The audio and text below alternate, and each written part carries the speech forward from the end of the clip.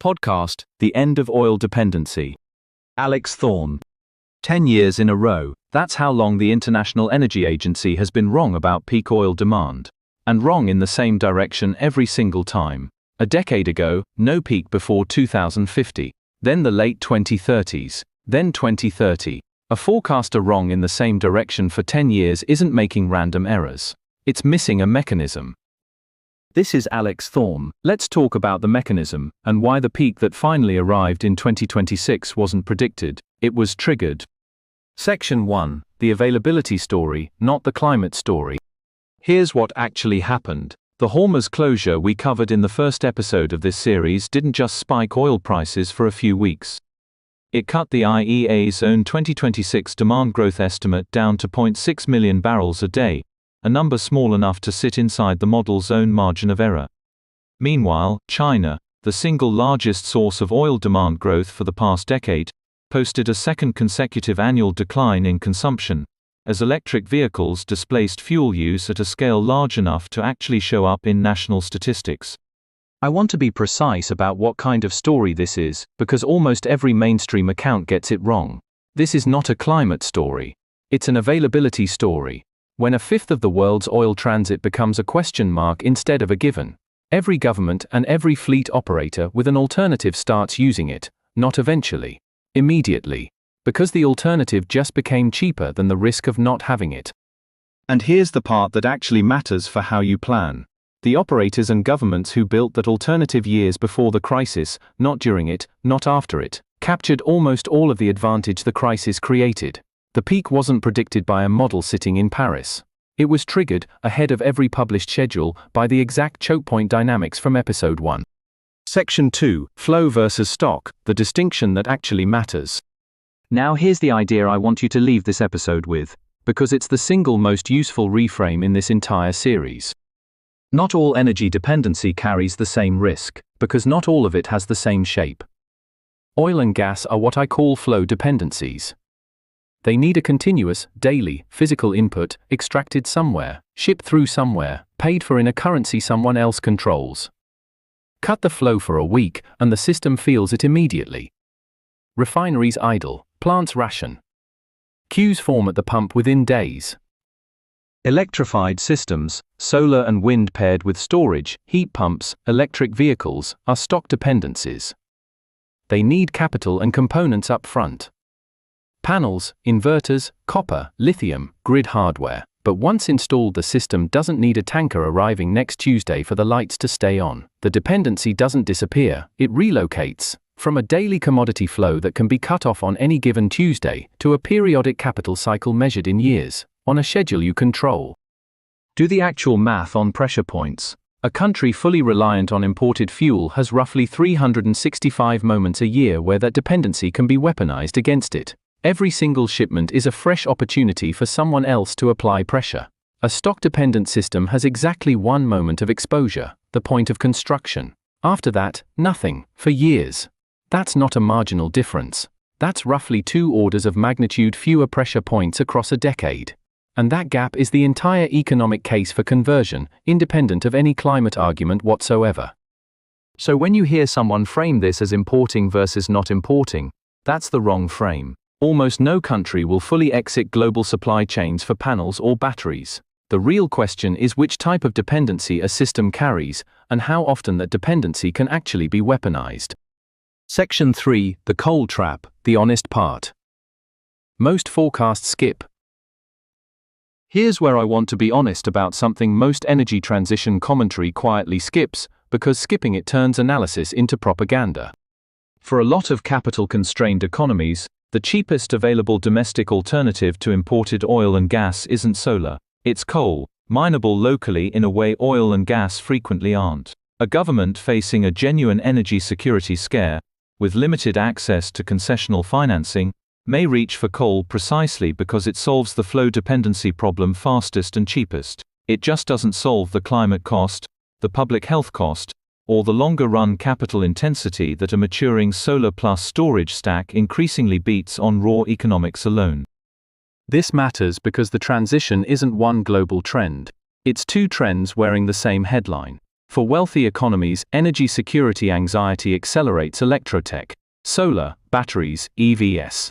For the most capital-constrained economies, the exact same anxiety can just as easily accelerate a different flow dependency. Domestic coal instead of imported oil, missing the structural advantage this whole episode has been building toward. Conflating those two trends produces a forecast that sounds confident, right up until you check it against actual country-level data, and then it falls apart. This is also why Asia's situation right now is genuinely different from Europe's situation in 2022. Europe had to swap one flow dependency, Russian pipeline gas, for another flow dependency, global LNG. That's exactly why European prices stayed elevated for so long. It swapped suppliers without changing the underlying shape of the dependency. Asia today, importing roughly 40% of its oil through Hormuz, has a stop dependency alternative that simply didn't exist at this scale or cost back in 2022.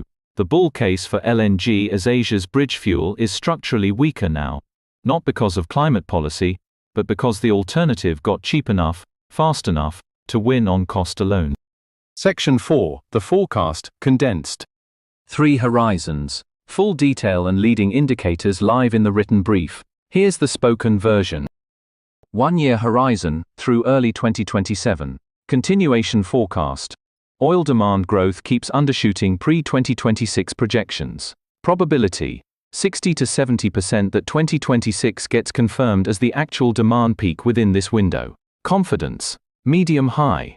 3 independent signals already converge, the IEA's own downward revisions, falling Chinese demand for a second straight year, and accelerating EV and solar deployment data.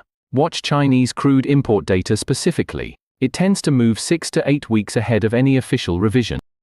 3-year horizon through 2029. Bifurcation forecast. The transition splits into 2 distinct tracks: fast electrification in capital-rich economies, slower coal-inflected adoption in capital-constrained ones, with the gap widening rather than closing. Probability, 50 to 60% this becomes a named, widely discussed phenomenon. Confidence, medium, and here's the honest reason it's not higher. We can't yet tell whether this is a temporary financing lag or a structurally entrenched 2-speed transition. That's the actual thing to watch over the next year and a half, not a hedge added for caution's sake. 5+ year horizon, out toward 2032. Fragmentation forecast. The global energy system splits into blocks defined by which type of dependency, flow or stock, each one converted to, and how completely, with early movers compounding their advantage and late movers facing rising financing costs precisely because they're perceived as higher risk. Probability, 45 to 55%, deliberately wide. Confidence, low-medium, stated plainly. Watch the battery and storage cost curve against the specific threshold where solar plus storage gets cheaper than new coal capacity in a given region. Cross that threshold, and the coal trap weakens mechanically, regardless of financing access. Section 5, what to actually do. 3 audiences, 3 actions, same mechanism underneath. Individuals. This week, model the full 5-year cost of your current vehicle and heating setup against an electrified alternative, using a fuel price assumption that includes at least one choke point style spike of 20 to 30%, not today's price held flat for 5 years. That flat price assumption is the single most common modeling error people make on this decision, and it's the one that costs the most. Business. This quarter, classify your energy exposure as flow-dependent or stock-dependent, site by site, not as one company-wide number, because a blended average hides exactly the sites most at risk. Convert flow-dependent sites first in regions already showing choke point sensitivity. Asia-Pacific facilities reliant on Hormuz transiting LNG, for instance, ahead of sites with stable, diversified supply. And track the spread between your held long-term LNG contracts and current spot pricing quarterly. A widening spread is the signal that your contract is becoming a liability, and you want to know that before it shows up in next year's budget variance, not after. Capital. This quarter, mark any long-duration LNG or oil supply-linked holdings to a scenario-weighted valuation, not a spot price valuation that quietly assumes nothing else happens. Track the financing cost spread between OECD and non-OECD renewables projects.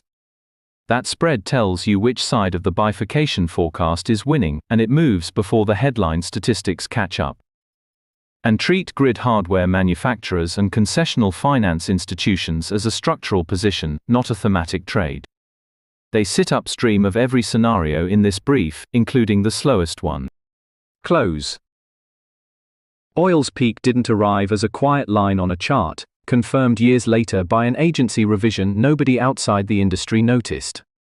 It arrived as a closed strait, a 4-day insurance freeze, and a fleet that found out, in real time, exactly what a daily dependency costs the moment the daily delivery stops being guaranteed.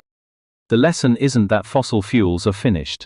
It's narrower than that, and more useful. A flow dependency can be weaponized every single day it operates. A stock dependency can only be weaponized once, at the moment it's built. Converting one into the other, ahead of the next crisis, is what energy independence actually means.